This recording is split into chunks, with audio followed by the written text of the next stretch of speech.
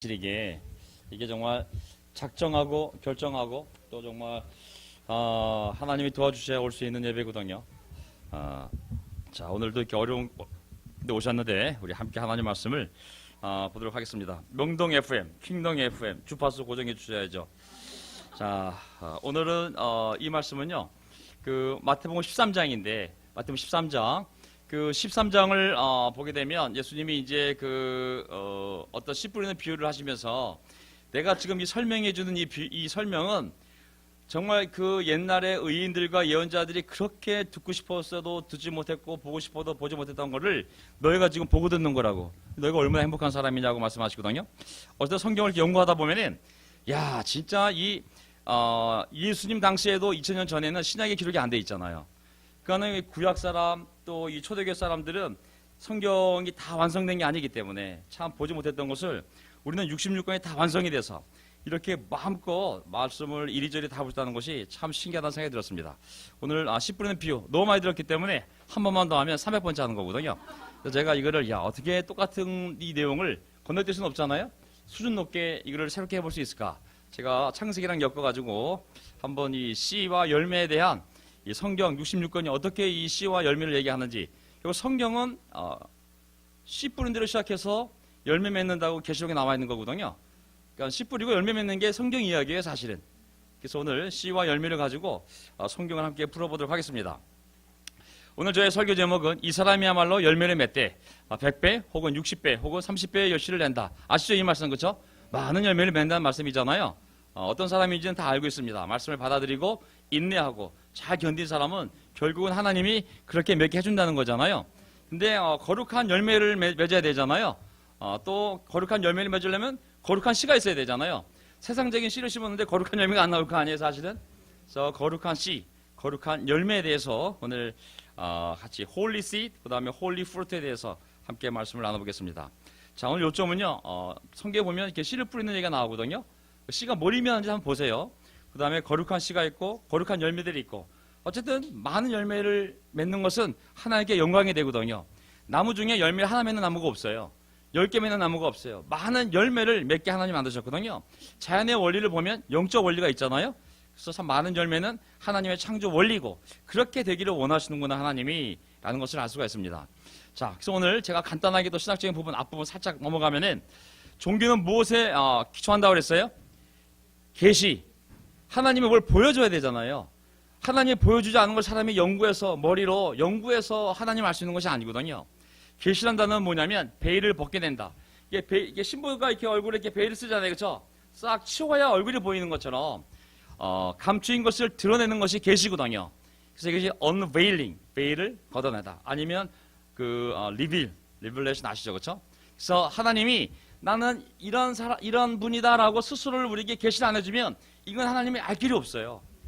스스로 연구하는 것은 인간이 만든 철학적인 신이고 미신적인 신이지. 누구죠? 그 이슬람교 보면 이슬람교는 누가 그 계시를 받아 적은 거예요? 자칭 마호메트가 자기가 가브리엘 천사한테 받아 적었다는데 증거할 수가 없어요, 그거는. 그 사람이 누군지 알 수가 없어요. 그냥 자칭 지가 받아 적었다고 그랬지만 그 사람의 증거가 없는 거예요. 어떤 기적도 행한 적이 없거든요, 이 마호메트는. 그래서 우리가 코란을 봤을 때 코란을 구약 짝퉁으로 봐요, 구약 짝퉁. 왜냐면은 가브리엘이 있던 지역이 그 이스라엘 지역이었거든요, 사실은. 그러다 보니까는 이 사람이 구약 짝퉁을 만들었는데 지금 전 세계에서 벌어지는 모든 폭력의 배후에 누가 있어요? 이슬람교 원리주의자, 근본주의자, 과격주의자들이 다 거기 있잖아요. 보코하람부터 시작해서 알카에다, 또 IS, 방송 나가지 이거. 아이고, 성수대교 북쪽에도 폭탄 터지는 거 아닌지 모르겠다. 전 세계에서 모든 이 문제를 일으키는 애들이 다 이슬람교회들이거든요. 왜냐하면 하나님의 계시는 원수를 사랑을 하는 거예요. 이슬람교의 자칭 스스로 만든 계시를 보면 짝퉁 구약, 원수를 죽이라는 거거든요. 그들에게 사리가 있어요, 사리. 그렇기 때문에 그들이 만든 과격주의자들은 전부 그렇게 과격할 수밖에 없거든요. 함부로 사람이 하나님 말씀을 만들어도 안 되고 해석해도 안 되는 거거든요. 왜? 하나님만이 자신을 알려줄 수 있는데 인간이 함부로 그것을 만들어내면 짝퉁 종교가 되는 거고, 그리고 그것은 우상이 되는 거고, 참된 하나님의 신앙이 아닌 거거든요. 그래서 계시는 자연 계시가 있고 초자연적 계시가 있다. 자연 계시는 뭐예요? 하나님이 만든 만물을 보면 거기에 신성이 깃들어 있다고 그랬거든요. 자연을 보면 하나님이 조물주를 알 수가 있잖아요. 창조된 걸 보면 창조주의 마음을 알 수가 있거든요. 자연의 아름다움, 인간 역사에서 정의가 결국은 사피 규정이 되는 거, 이런 거 보게 되면 꼭 하나님이 어떻다고 말을 안 하셔도 이거 현상을 보면서 이게 하나님의 뜻이겠구나, 이게 하나님의 마음이고 이게 하나님의 속성이구나 라는 것을 얼핏 알 수 있잖아요. 그걸 자연계시라고 그래요. 하지만 초자연적 계시는 뭐냐면 사람이 이성으로 보는 거, 또 추측하는 것만 가지고는 알 수가 없는 거예요. 그것을 하나님이 스스로 정확하게 알려줘야 돼요, 우리에게. 나는 이것을 좋아하고 이것을 싫어하고, 나는 이렇게 너희가 이렇게 죄를 지면 벌을 줄 거고, 이렇게 용서해 줄 거고, 이렇게 전세상 심판할 거고, 이거를 스스로 하나님 우리에게 계시해 주지 않으면 인간은 알 수가 없어요. 죽음 뒤에 뭐가 있는지, 사람이 어떻게 죄를 용서받는지, 그 죄가 용서받는 방법이 무엇인지, 무슨 말인지 아시겠죠? 그래서 이 초자연적 계시가 구원에 대한 특별 계시인 거거든요. 자연과 인류, 인간 역사를 아무리 들여다보고 연구해도 어떻게 하나님이 사람을 구원할 건지에 대한 그 하나님이 알려주지 않으면 알 수가 없는 거예요, 인간은. 하지만 맨 마지막에 보세요. 성경의 기록과 하나님의 아들이 오심으로 하나님의 계시가 분명해지고 완성되었다. 예수님 오셔서 한 말이 뭐예요? 이거 아버님이 하신 말씀이다. 내 얘기 아니다. 이거 아버님 옆에서 내가 다 전하러 가신 말씀이다. 전부 다 그 예수님은 아버지를 계시해 준 거잖아요. 그렇죠? 오직 그 아들을 통해서만 하나님이 정확히 누구신지를 우리가 알 수 있기 때문에 그리스도 예수를 통하지 않고는 절대 신을 알 수가 없어요. 사람이 이해한 신은 다 미신이에요, 미신. 오직 하나님이 나는 이런 하나님이다라고 스스로 계시한 그 성경, 그 아들이 오셔서 우리 아버지는 이런 아버지시고 그리고 하늘나라는 이런 곳이야라고 계시를 기록해 놓은 성경 66권 외에는 하나님의 계시가 없습니다. 아멘. 있다면 그는 병원에 가셔야 되는 거예요. 어떤 사람이 꿈속에서 하나님 저에게 계시해 주셨어요. 저 동대문에 가면은 여자친구 있을 거라고. 그런 것들이 이제 병원에 가야 되는 계신 거거든요. 하나님의 계시는 66권으로 완성이 됐습니다. 아멘. 예. 그래서 우리는 66권을 연구할 수밖에 없는 거예요. 왜? 하나님의 뜻이 여기 다 있으니까. 심리학책을 연구한다든지 이런 분들은 교회를 나가셔야 돼요. 목사하면 안 돼요. 그래서 사람이 심리하러 가면 돼요. 그런 사람들이. 하나님 이 교회 안에서는 하나님 말씀을 계속 연구해서 하나님의 마음, 하나님의 정신, 하나님의 뜻, 우리가 이것을 어떻게 적응시켜야 되지? 그거를 우리가 고민하고 실천하면 되는 거거든요. 자, 그래서 오늘 제가 여러분들과 하고 싶은 얘기는 그 씨와 열매에 대한 비유인데, 하나님이 그 창세기 그 1장 28절에 보면 사람들에게 축복을 하면서 하시던 말씀이 있잖아요. 이 원리가 결국 우리가 정말 어떻게 이 세상에서 번성하며 복을 받는지에 대한 원리인 거거든요. 저는 이걸 머릿속에 항상 외우고 있어요. 5가지잖아요. 자, 너희들은 생육, 번성, 충만하라고 했잖아요. 그렇죠? 땅에 충만하라고. 그리고 또 땅을 정복하고, 그리고 그 안에 있는 생물들을 다스리라고. 결국 이게 모든 축복의 원리인 거거든요. 결국 사람이 자기랑 똑같은 사람을 또 열매를 맺는 거, 그리고 숫자가 아주 많아지는 거, 그게 번성이잖아요. 그리고 하나님 만든 좋은 땅에 가득 차는 거, 그 다음에 그 하나님이 만들어 놓은 이 세상의 것들을 다 하나님의 권위 밑으로 정복하는 거, 그리고 그 하나님의 권위를 가지고 계속 그 이 땅에 있는 모든 피조물을 하나님 대신하여 다스리는 것, 이게 결국은 사람이 이 땅에서 복을 받는 유일한 방법이거든요. 5가지가. 이게 영적으로도 마찬가지예요. 영적으로도. 육적으로, 자연적으로, 영적으로 다 마찬가지거든요. 이스라엘 나라가 어떻게 복을 받는지 이렇게 해야 되는 거예요. 이 5가지 원리. 시간이 없는데. 그래서 어쨌든 이게 영적인 원리고, 이스라엘 나라가 어떻게 성장하는 원리고, 그 다음에 인간이 어떻게 지구상에서 이렇게 퍼져나가는지에 대한 원리인 거거든요. 자, 씨를 뿌리라. 첫 번째 씨를 뿌리라 포인트 가지고 한번 말씀을 보도록 하겠습니다. 지금 물을 먹어야 잠깐 쉬지. 가뜩이나 말도 빠른데. 내용이 굉장히 많거든요, 이게. 이렇게 안 하면 시간이 너무 많이 지나가요. 이게 그냥 훅 지나가거든요. 그래서 이거 성경 찾아봅시다 그러면은 뭐 찾느라고 한 1분. 그래서 제가 일부러 다 이거를 찾아놔야 빨리빨리 넘어갈 수 있고, 제가 이거는 밴드에 올려놓겠습니다. 내용이 많기 때문에 많이 끝나게 되면. 그날 예수께서 시집에서 나오셔서 바닷가에 앉으셨다. 많은 무리가 모여드니 예수께서는 배에 올라가셔서, 전시간 12장 마지막이 뭐냐면 누가 내 어머니요 내 형제냐고 생각나죠? 그 얘기 끝난 다음에 이제 그날 예수께서 집에 나오셔서 바닷가에 앉으셨다. 많은 무리가 모여드니 예수께서는 배에 올라가서 앉으셨다. 마태복음 13장 2절 우리는 모두 물가에 서 있었다. 예수께서 그들에게 비유로 여러 가지 일을 말씀하셨다. 그는 이렇게 말씀하셨다. 보아라, 하나님 나라 비유를 얘기하면서 씨를 뿌리는 사람이 씨를 뿌리러 나갔다. 씨 뿌리는 비유가 나오잖아요. 하나님 나라는 어쨌든 씨를 뿌려야 돼요. 아멘. 뭐든지 해야 돼요. 사실은 뭘 해야 되는 거거든요. 씨라는 것은 항상 가능성이잖아요. 시편에 보면은 눈물로 씨 뿌리는 자, 뭐 기쁨으로 곡식을 거두리라. 힘들어도 뭘 하라고 그러잖아요. 그렇죠? 자문이도 보면은 아침에 열심히 씨를 뿌리라고. 이놈이 잘할지 저놈이 잘할지 모르지만은 뭐든지 해놓으라고. 그럼 하나님 알아서 어떤 거 될거 하지 않겠느냐고. 씨를 뿌리는 것은 성경적인 원리인 거거든요. 자, 근데 이제 우리가 다 알다시피 씨 뿌리는 비유를 나아가면서 그 더러는 좋은 땅에 들어가서 열매를 맺었는데 네 번째 밭이잖아요. 그렇죠? 첫 번째 뭐 길가에 돌밭에 가시덤불에 마지막에 좋은 밭에 그러면서 어떤 것은 100배가 되고 어떤 건 60배 어떤 건 30배가 되었다. 복음서 딴 데 보면 거꾸로 되어 있어요. 어떤 건 30배 어떤 건 60배 어떤 건 100배 거꾸로 되어 있거든요. 거꾸로 되면 어때요? 어쨌든 간에 많이 맺는다는 건 중요한 거기 때문에 너무 순수 집착하지 마세요. 그냥 너무 예민해지면 우리 교회는 너무 철저하기 때문에 토시만 틀려도 이단인 줄 알아요. 그래서 자 어쨌든 이렇게 풍성한 열매를 맺는다고 그랬잖아요. 보세요. 그러면서 23절. 그런데 좋은 땅에 뿌리시는 말씀을 듣고서 깨닫는 사람을 두고 하는 말인데 결국은 이 사람의 말로 열매를 맺되 100배, 60배, 30배 결실을 맺는다. 자연의 원리와 영적 원리를 예수님이 일치시키잖아요.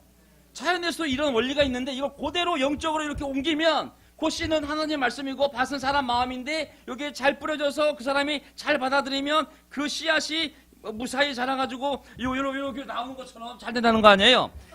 제가 여기다 물을 주고 있었더니 조한진 형제가 어떤 형제에게 얘기를 정도현 형제는 왜 어리석게 조화에다가 물을 주냐고.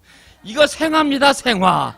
이걸 잘 키워가지고 나는 열심히 물 주는데 기껏 한다는 생각이 저 형제는 어리석게 왜 맨날 조화에다가 물을 주고 있냐고. 참 하나님께서 이렇게 잘 자라게 한 거거든요. 사실은. 예, 그래서 어쨌든지 간에 이 자연의 원리 씨를 뿌리고 잘 자란다고. 영적으로도 마찬가지라고. 영적인 씨를 뿌리고 영적으로 뭘 만져 말씀을 전하는데 적당히 넘어가지. 교회에 불신이 많아졌어요. 요즘 이거 진짜 이거 큰일 났어요. 진짜 이거. 예, 목사의 권위가 땅에 떨어졌어요. 이제 24절. 예수께서 또 다른 비유를 들어서 그들에게 말씀하셨다. 또 다른 씨 뿌리는 비유예요. 하늘나라는 자기 밭에다가 좋은 씨를 뿌리는 사람과 같다. 또 씨 뿌리는 비유잖아요. 이 앞에는 겨자씨 비유가 나오거든요. 겨자씨 뿌렸더니 큰 나무 되었다. 계속 이 씨 뿌리는 비유예요. 좋은 씨를 뿌리는 이는 인자요. 예수께서 설명하신 겁니다. 좋은 씨를 뿌리는 자 인자. 내가 하나님의 아들인 내가 뿌린다고. 좋은 씨를. 밭은 세상이라고. 좋은 씨는 그 나라의 자녀들이요 가라지는 악한 자의 자녀들이다. 가라지를 뿌리는 원수는 악마요 추수 때는 세상 끝날이요 추수꾼은 천사들이다. 또 씨 뿌리는 비유잖아요. 아까는 사람 마음에 말씀에 씨를 뿌린다면 지금은 하나님의 아들이 세상에 좋은 씨 그리스도인들을 세상에 심는다고. 근데 마귀가 와서 악한 영을 줘가지고 또 이 악한 사람들도 세상에 섞여 있다고 이 말씀을 하고 있잖아요. 자, 이제 이 거룩한 씨, 홀리 씨드에 대해서 씨도 좋은 씨가 있고 나쁜 씨가 있잖아요. 그렇죠? 어쨌든 이 거룩한 씨를 뿌려야 거룩한 열매가 자라지 않겠습니까? 거룩한 열매가 많이 맺혔을 때 아버지가 영광을 받는다고 그랬거든요. 그래서 거룩한 씨가 왜 어디서부터 시작이 되냐면 자, 씨라는 거는 히브리어로 뭐냐면 제라예요. 제라. 그 옷가게 보면 자라 옷가게 있더라고요. 자라가 씨를 뿌리다는 뜻이에요. 히브리어로 보면은. 그리고 페리라는 것은 열매예요. 열매. 그러니까 재밌게 씨 안에 식물에도 씨도 있지만 사람 몸도 번식을 할 때 씨가 있거든요. 그걸 뭐라 부를지는 제가 생략하겠어요. 어쨌든지 간에 씨 안에 씨앗이라는 단어에 후손이라는 단어가 함께 있어요. 같은 말이에요. 성경에 보면 씨, 후손, 자손 다 같이 번역을 하는 거예요. 생물에 적용하면 씨앗, 사람에게 적용하면 후손이 되는 거거든요. 그래서 헬라어로 가면은 나중에 거기 이게 앞에 게 씨앗, 뒤에 게 이제 열매인데 그 뭐 지금 구역으로 볼 거니까 자 이제 이 보세요. 이 자라는 씨를 뿌리다라는 동사하고 제라는 명사거든요. 씨앗, 후손. 이게 어떻게 시작이 되냐면 창세기 1장에 보면 세상을 창조할 때 이렇게 시작을 해요. 하나님이 말씀하시기를 땅이 맨 땅이었잖아요. 그 땅은 푸른 우물 돋아나게 하여라. 씨를 맺는 식물. 자, 첫째 씨를 맺는 식물과 씨 있는 열매를 맺는 나무가 그 종류대로 땅에서 돋아나게 하여라 하시니 그대로 되었다. 뭐예요? 결국 씨가 있어야 번식이 되는 거 아니에요. 씨 자체가 그냥 번식이 되든 아니면은 씨 있는 열매가 먹혀져서 그 안에는 씨가 번식이 되든 씨가 있어야 식물들이 번식을 하잖아요. 무슨 아시겠죠? 그죠?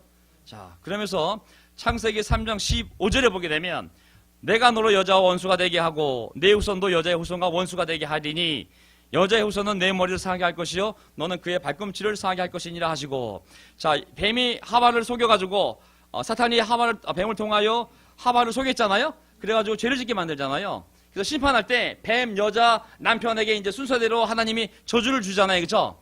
제일 먼저 일빠따 뱀에게 뭐라 그랬어요? 이리 와봐. 여기서 너라는 것은 꼭 뱀이라기보다는 그 뱀 뒤에 있는 사탄이 아니겠어요? 여자와 원수가 되게 하고 내 후손도 사탄의 후손이 있어요. 이 후손이 씨예요. 씨. 창세기 나와 있는 이 씨가 바로 이 후손이에요. 네 씨도 여자의 씨와 원수가 되게 하리니, 한 단어를 어디 있는 사람에 적용할 때 후손으로, 그리고 생물에 적용할 때 씨로 번역한 거거든요. 같은 제라, 여자의 제라가 그다음에 이 사탄의 제라와 원수가 되게 하리니. 자, 이거 무슨 말이에요? 우리나라뿐만 아니라 여자들이 남자들보다 종교성이 뛰어나요, 안 뛰어나요? 원수가 되게 하고, 저는 아마 이래서 아마 더 여자들이 이 신앙에 있어서 더 예민하지 않나 싶어요. 영성이 더 뛰어나거든요, 사실은. 여자의 후손은 누구겠어요? 물론 사람이기도 하지만 궁극적으로는 그리스도를 상징하는 거거든요. 여자의 씨, 후손은 너의 머리, 사탄의 머리를 상하게 할 것이라고. 너는 그의 발꿈치를 상하게 할 것이니라. 하지만 사탄의 씨앗은, 사탄은 결국은 그 여자의 씨, 그 그리스도의 발꿈치를 상하게 할 거라고 그러거든요. 이게 예언이에요. 이게 인간의 구원에 대한 예언인 거예요. 궁극적으로 보면 그리스도가 와서 너의 후손과 원수가 되고 그 여자의 후손은 너의 머리, 사탄 보고 네 머리를 상하게 할 거라. 결정타를 날리는 거 아니에요, 그렇죠?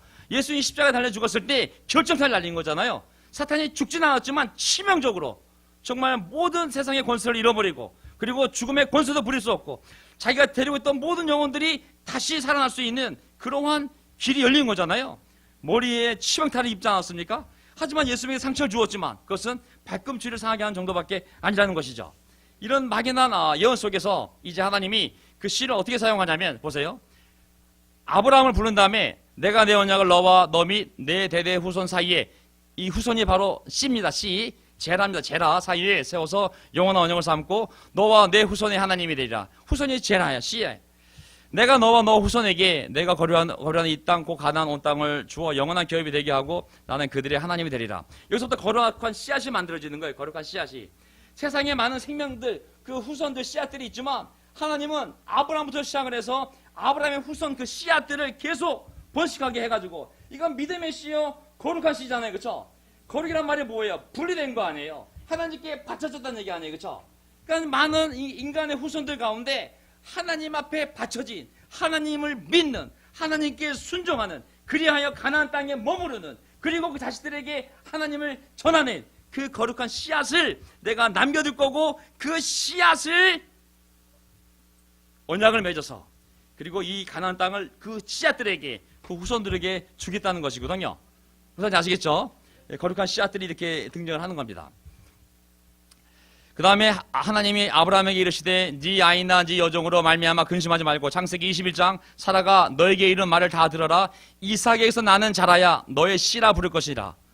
자, 씨가 그냥 다 나오는 씨가 아니라 아브라함 안에서도 믿음의 라인, 그죠? 그 하나의 사갈의 아들 이스마엘이 하나님이 택한 씨가 아니라 바로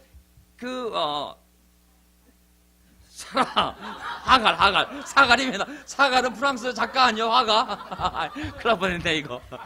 하갈에 나온 그 씨가 아니라 사라를 통해서 나온 그 씨가 거룩한 씨라는 거죠. 내가 선택한. 예.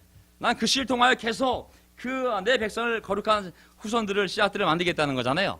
창세기 22장 보면은 이르시되 여호와께서 이르시기를 내가 나를 가리켜 맹세하노니 네가 이같이 행하여 아들을 바쳤잖아요. 자기 아들을 이삭을. 너의 아들 내 독자도 아끼지 아니하였은즉 내가 너에게 큰 복을 주고 너의 그 씨가 크게 번성하여 하늘의 별과 같고 바닷가의 모래 같게 하리니 너의 씨가 그 대적의 성문을 차지하리라. 후손이 후손. 또 너의 씨로 말미암아 천하 만민이 복을 받으리니. 잘 보세요. 너의 씨로 말미암아 천하 만민이 복을 받으리니. 이는 네가 나의 말을 잘 따랐음이니라 하셨다 하니라. 보세요. 결국 결정적인 축복은 뭐냐면 궁극적으로는 너의 씨로 말미암아 천하 만민이 복을 받는다고 그랬잖아요. 그 씨가 어떤 씨예요? 그리스도인 거죠. 궁극적으로 아브라함, 이삭, 야곱 중에서 유다 지파를 통하여 궁극적으로 다윗과 그 후손 중에서 바로 그 씨가 예수 그리스도의 씨를 얘기하는 것이죠. 그래서 이 씨를 통하여 온 세상이 복을 받을 거라고. 어떻게 하면 복을 받죠? 그분의 말씀을 듣고 영접하고 순종하면 복을 받게끔 되는 것이죠. 아멘. 그래서 가나안 땅에 들어갔을 때도 보면 신명기에 보면 내가 너희의 조상 아브라함과 이삭과 야곱에게 맹세하여 그들과 그들의 후손에게 그 씨에게 주리라는 땅이 너희 앞에 있으니 들어가서 그 땅을 차지할지니라. 오직 그 씨만이, 그 후손들만이 그 땅을 차지할 수 있는 거거든요. 아무나 빈 땅이라도 들어갈 수가 있는 것이 아니거든요. 야, 결국은 이 시간이 안 되는구나. 느헤미야 9장 통과. 자, 이사야서 6장을 보게 되면 이사 6장을 보게 되면 자, 하나님이 이제 이스라엘을 하나님이 유다 족속을 징계하시는데 그 징계하실 때 다 없애버리는 것이 아니라 구루터기를 남겨두잖아요. 구루터기를. 왜냐하면 다시 하나님이 그들을 회개시키면 돌아와서 다시 하나님의 백성이 돼야 되잖아요. 나무를 벨 때 뿌리를 뽑아버리면 죽이는 거예요. 근데 잘라서 구루터기를 남기면 희망을 두는 거예요. 여기서 또 나올 수가 있잖아요. 이 가지가. 그렇죠? 그래서 구루터기를 남긴다는 것은 다시 언젠가 회복시키고 다시 시작하겠다는 하나님의 의지를 나타내는 거거든요. 그래서 이사야 6장에 보게 되면 내가 너희들 말 안 듣기 때문에 유대 예루살렘을 다 그냥 포로로 끌려가게 하고 황폐하게 만들 거라고. 하지만 남는 사람이 있어요, 없어요? 있거든요. 그 중에 10분의 1이 아직 남아있을지라도 이것도 황폐하게 될 것이나 밤나무, 상수리 나무가 배임을 당하여도 그 구루터기는 남아있는 것 같이 거룩한 씨가 이 땅에 구루터기니라 하시더라. 아멘. 거룩한 씨를 남겨두잖아요. 하나님을 섬기고 두려워하는 그 사람을 남겨두어서 그들로 하여금 여호와에 대한 신앙이 없어지지 않도록 그 구루터기로 삼았다거든요. 그게 바로 홀리 시드입니다. 홀리 시드. 히브리어로는 코데시 제라. 제라가 씨앗이라는 뜻인데 코데시가 홀리한 뜻이거든요. 코데시 제라. 우리가 이 시대에 코데시 제라입니다. 아멘. 우리가 코데시 제라예요. 우리가 홀리 시드예요. 홀리 시드. 씨앗은 그냥 하나 있으면 아무 의미가 없어요. 씨앗이 그냥 하나 무슨 의미가 있어요, 이거? 이게 땅에 들어가서 죽어서 열매를 맺으라고 씨를 만든 것이지, 씨를 모셔놓고 아이 예쁘다, 아무리 빛을 비추고 아름답게 봐도 의미가 없는 거예요. 이 씨가 좀 추하더라도 땅 속에 들어가서 죽을 때 많은 열매를 맺는 거거든요. 그러니까 우리 삶이 좀 죽어줘야 돼요. 아멘. 이게 너무 깨끗하면요 열매 낼 수가 없어요. 깨끗한 접시에다가 이 접시를 올려놓고 아름다운 음악을 들려주고 조명을 비추고 이 씨가 얼마나 예쁘신지 알아, 얼마나 거룩한 씨인지 알아, 얼마나 비싼 씨인지 알아. 아무 소용이 없어요. 이 씨를 차라리 땅에 파묻어가지고 땅 속에 들어가서 그 씨가 죽어야 오히려 그 씨의 목적인 많은 열매를 맺는 거거든요. 우리가 홀리시대, 우리가 좀 죽어줘야 돼요. 죽지 않으면 아무 의미가 없어요. 제가 느끼는 저의 한계입니다. 이사야 53장 보면은, 자, 보세요. 이제 이 씨앗이 어떻게 이제 영적인 후손으로 이 시대에 다시 받게 되면, 이사야서 53장 보면 고난당한 종이 있잖아요. 여호와께서 그에게 상함을 받게 하시기를 원하사 질고를 당하게 하셨은즉 그의 영혼을 속건제물로 드리게 이르면 그가 씨를 보게 되며, 하나님의 종이, 고난당한 종이 와서 하나님의 뜻대로 인간의 모든 죄를 지고 죽게 되면, 그 영혼을 제물로 바치게 되면 그가 뭘 본다고 그랬어요? 씨를 본다고 그러잖아요. 씨가 후손이에요. 후손. 제라. 그의 날은 길 것이요 그의 손으로 여호와께서 기뻐하시던 뜻을 성취하리로다. 가라사대 그가 자기 영혼에 수고한 것을 보고 만족히 여길 것이라. 나의 의로운 종이 자기 지식으로 많은 사람을 의롭게 하며 또 그들의 죄악을 친히 담당하리라. 바로 고난당하는 동 예수 그리스도를 의미하는 거잖아요. 그가 죽으면 후손을 볼 거라고, 씨를 볼 거라고, 영적인 하나님의 자녀들이 이 땅에 태어나는 거거든요. 아멘. 근데 본인이 죽지 않으면 이 씨를 볼 수 있는 것이 아니고 후손을 볼 수 있는 것이 아니거든요. 우리가 바로 이 씨 중에 포함된 자들인 줄 믿습니다. 아멘. 그리고 예수님의 말씀 다시 태어난 사람들 아니겠습니까? 그가 죽었기에 우리가 존재하는 것처럼 또 우리가 죽어야 다음 세대에 놀라운 후손들, 영적인 후손들이, 씨앗들이 뿌려지는 거거든요. 아멘. 그게 바로 교회입니다. 그게 거룩한 씨앗이에요. 아멘. 그래서 우리가 거룩한 씨앗을 믿지 맙시다. 아멘. 어디 가서 우리가 함부로 이 씨앗을 써도 안 되고 정말 거룩하게 우리의 삶을 지키면서 복음을 위하여 눈물을 흘리고 고통을 당하고 때로는 비참한 삶을 살지 모르겠지만 인내하고 했을 때 정말 놀랍게 하나님이 많은 열매를 우리를 통하여 맺어주고 있습니다. 그게 그 다음에 거룩한 열매거든요. 당연히 거룩한 씨를 뿌렸으면 거룩한 열매 나야 되지 않겠습니까? 자, 첫 번째 열매는 뭐냐? 회개 열매거든요. 회개에 알맞은 열매를 맺으라. 세례요한이 제일 먼저 준 도전이 회개에 알맞은 열매를 맺으라. 도끼를 이미 나무 뿌리에 갖다 놓았으니 좋은 열매를 맺지 않는 나무는 다 찍어서 불 속에 던져질 것이다. 모양만으로 구원받기 위해 교우지 말라고 마땅한 회개의 열매를, 회개의 삶을 보이라고 했습니다. 아멘. 술 끊는 자는 술 끊고라 그랬고, 담배 피우는 자는 담배를 끊고라 그랬고, 뭔가 탐욕스러운 사람은 남을 도와주라 그랬고, 옷 두 벌 있는 사람은 한 벌 나눠주고, 뭔가 회개의 열매를 맺으라고. 그 다음에 삶의 열매. 많은 거짓 예언자와 거짓 교사가 있을 때 그들을 어떻게 할 수 있습니까? 자, 간단하다고. 열매를 보라고. 나무가 어떤지 알려면 열매 보면 알 수 있지 않냐고. 삶을 보라고. 그러면 거짓 예언자인지 거짓 교사인지 너희가 분별할 수 있다고. 뭐 영적으로 사람을 느낌이 인상이 안 좋아, 거짓 예언자 같아, 그게 아닌 거거든요. 우리가 시간이 지나면 사람의 행동을 알 수가 있거든요. 너희는 그 열매를 보고 그들을 알아야 한다. 가시나무에서 어떻게 포도, 엉겅퀴에서 어떻게 무화과 딸 수 있겠느냐. 마태복음 7장 이와 같이 좋은 나무는 좋은 열매, 나쁜 나무는 나쁜 열매를 맺는다. 마태복음 7장 16절, 17절, 18절. 좋은 나무 나쁜 열매를 맺을 수 없고, 나쁜 나무 좋은 열매를 맺을 수 없다고. 좋은 열매를 맺지 않는 나무는 찍어서 불 속에 던진다. 그러므로 너희는 그 열매를 보고 그 사람들을 알아야 한다. 마태복음 7장이 거짓 예언자에 대한, 거짓 교사에 대한 하나님의, 예수님의 그 가르침이거든요. 삶의 열매, 언행의 열매. 우리가 지난 시간에 배웠지만 마태복음 12장 33절, 예수님 보고 바알세불이라고 그랬잖아요. 이 사람이 귀신의 왕의 힘을 빌려서 이 귀신을 쫓아냈다고 그랬잖아요. 예수님이 도전을 줬잖아요. 말 조심하라고. 나 모욕하는 말, 아버지 모욕하는 말 참을 수 있다고. 하지만 성령을 모독하는 말 절대 용서받지 못한다고. 왜 그 말 하냐면 네 마음속에 그런 불신이 차있기 때문에 그런 말을 뱉는다고. 마음에 쌓인 것이 입으로 나오는 거라고. 입 조심해가 아니라 마음 조심하라고. 자, 나무가 좋으면 그 열매도 좋고, 나무가 나쁘면 그 열매도 나쁘다. 그 열매로 그 나무를 안다. 말로. 너희들이 뱉는 말로. 마음에 가득 찬 것이 입으로 나오기 때문에 말을 들어보면 그 사람 말이 어떤지를 알 수 있다고. 언행의 열매. 4번 말씀의 열매. 자, 말씀도 열매를 맺지 않겠습니까? 아까 얘기했던 것처럼. 야고보서 1장 18절. 그는 뜻을 정하셔서 진리의 말씀으로 우리를 낳아주셨습니다. 그리하여 그는 우리를 피조물 가운데 첫 열매가 되게 하셨습니다. 아멘. 자, 이스라엘 민족으로 모았을 때 그들이 지구상에서 민족으로 봤을 때는 첫 번째 하나님의 열매인 거예요. 아멘. 하나님의 말씀을 듣고 지구상에서 오순절날 처음으로 이 땅에 영적인 열매가 맺힌 거잖아요. 그렇죠? 그들이 첫 열매라는 것이죠. 지구상의 피조물 가운데 복음의 첫 열매가 바로 오순절날 세례받은 자들이 바로 피조물이 첫 열매가 되는 것이죠. 말씀으로 낳아주었다고. 진리의 말씀으로. 부활의 열매. 이게 모두 다 거룩한 열매들입니다. 그렇죠? 자, 그러나 이제 그리스도께서는 죽은 사람들 가운데 살아나셔서 고린도서 15장 죽은 사람들의 첫 열매가 되셨습니다. 아멘. 부활의 첫 열매가 누구라고 그랬죠? 네. 왜 첫 열매가 중요하냐면 그 열매가 나와줘야 그런 일이 또 벌어지다는 것을 증거하는 거잖아요. 처음에 사과 맺혔으면 그 다음에 사과 맺히지 않겠어요? 그 다음에 어떤 나무인지 몰라. 근데 거기에 복숭아 열렸어. 이거 복숭아 나무구나. 복숭아 나오지 않겠어요?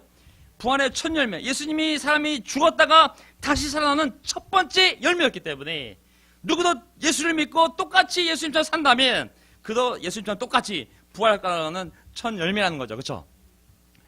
그래서 첫째는 첫 열매신 그리스도요. 그 다음은 그리스도께서 재림하실 때 그리스도께서 다 속한 사람들입니다. 우리가 두 번째, 세 번째 열매들이 된다는 것이거든요. 전도의 열매. 아멘. 전도 열매이지 않습니까? 요즘 이제 우리가 열매 얘기 많이 안 하고 있어요. 그렇죠? 네. 저도 왕년에는 열매 좀 맺었는데 어느덧 왕년이 되어버렸네요. 열매, 전도의 열매. 보면은 이제 다 이제 교회에서 처음 세례받은 사람을 열매라고 표현하거든요. 자, 그들 집에 모이는 교회도 문안해 주십시오. 로마서 16장. 나의 사랑하는 에베네도에게 문안해 주십시오. 그는 아시아에서 그리스도를 믿은 첫 열매입니다. 사람을 첫 열매를 하잖아요. 그렇죠? 자, 내가 자연이 아닙니까? 고정 9장. 내가 사도가 아닙니까? 내가 우리 주 예수를 알지 못하였습니까? 여러분, 주님 안에서 내가 이래서 얻은 열매가 아닙니까? 내가 복음을 전하 내가 믿지 않았냐고. 넌 내 열매라고. 내 열매 아니지만 내가 이래서 얻은 열매라고. 그렇죠?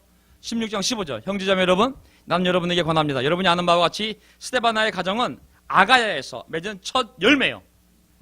첫 열매라고. 우리 교회 첫 열매가 누구예요? 리디움. 두 번째 열매.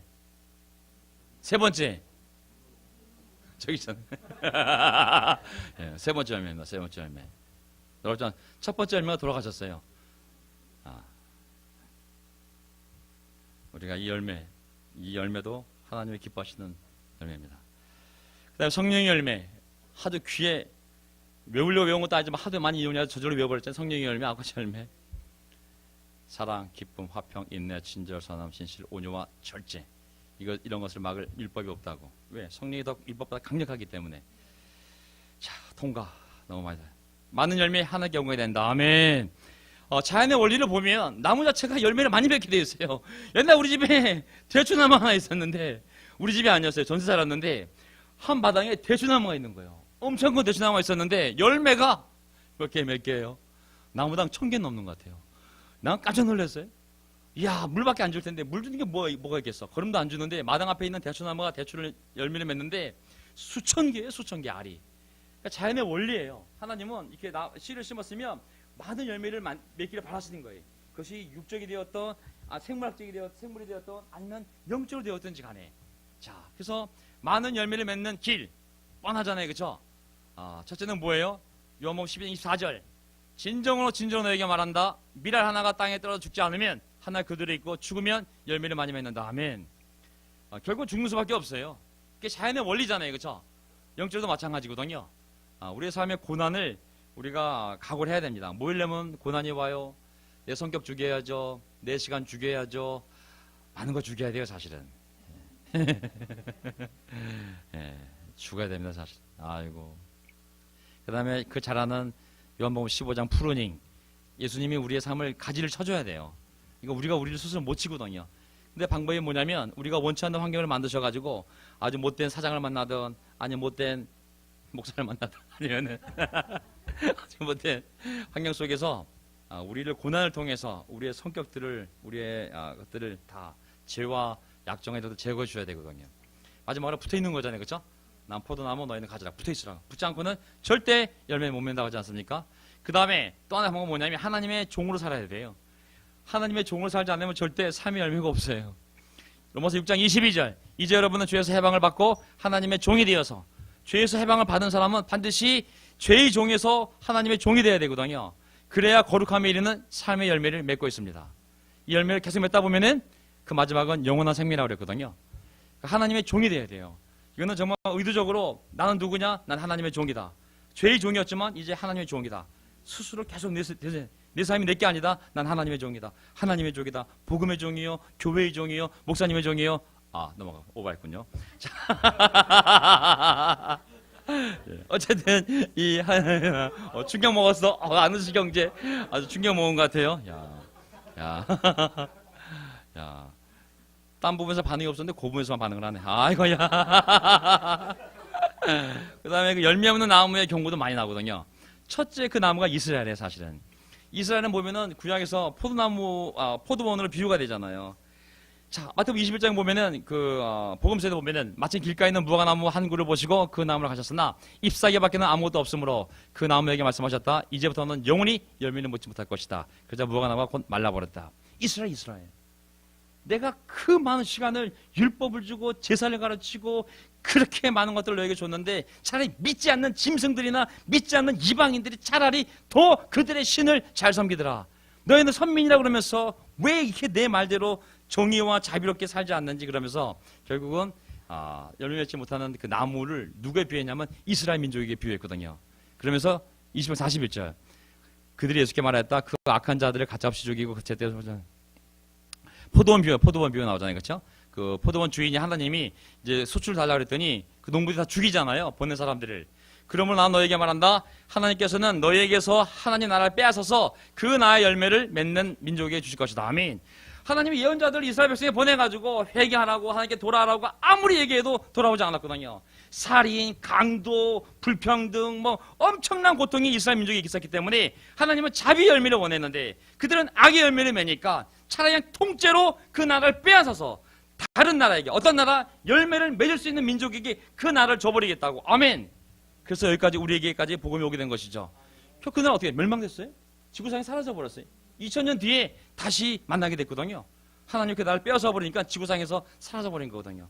우리에게도 조심해야 됩니다. 아멘. 여기 교회를 어렵게 세웠는데 이곳에서 많은 열매가 나오길 바랍니다. 아멘. 그것이 꼭 사람만 의미하는 건 아니에요. 아까 얘기했던 그 많은 좋은 영적인 거룩한 열매들이 우리 삶에 넘치길 바랍니다. 죽음에 이르는 열매들이 있어요. 로마서 6장 21절 다 끝났습니다. 여러분은 그때 무슨 열매를 거두었습니까? 여러분이 옛날에 죄의 종이었을 때, 의의 종이 아니라 하나님을 알지 못하고 하나님을 거부하면서 죄의 종이었을 때 무슨 열매를 거두었습니까? 이제 와서 여러분이 그러한 생활을 부끄러워하지만은 로마서 6장 21절 그러한 생활의 마지막은 죽음이라고. 로마서 7장 5절 이전에 우리가 육신을 따라 살 때에는 율법으로 말미암아 일어나는 죄의 욕정이 우리 몸의 지체 안에서 작용해서 죽음에 이르는 열매를 맺었습니다. 아멘. 우리 안에 성령이 없으면 육신의 지배를 받게 되었어요.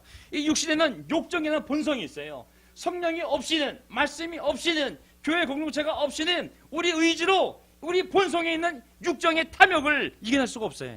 그게 작동을 하면 저절로 죄를 지을 수밖에 없는 거거든요. 어떻게 됐냐고. 그 욕정이 작동하니까 죽음에 이르는 열매를 맺지 않았냐고. 수많은 죄를 지지 않았냐고. 우리가 조심해야 됩니다. 아멘.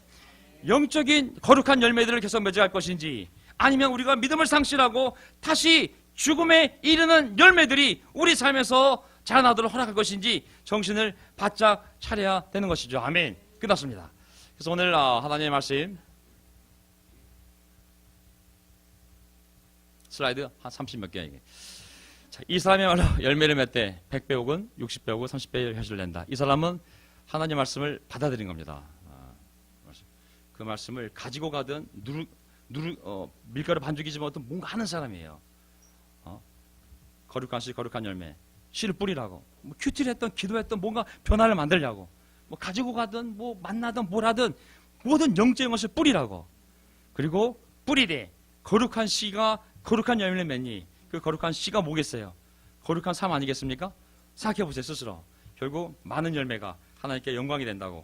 우리 명동교회, 우리 각자의 삶이 정말 하나님께 그것이 언행이 되었던, 우리 표정이 되었던, 삶이 되었던, 성품이 되었던, 아니면 정말 전도에서 열매를 맺었던, 정말 많은 열매를 맺어서 하나님께 영광을 돌리는 각 개인과 가정과 교회가 되기를 바라겠습니다. 네, 감사합니다. 아이고야. 네. 박수를 내가 왜 치는지 모르겠지만 어쨌든 쳐야 될 것 같아요. 끝났기 때문에.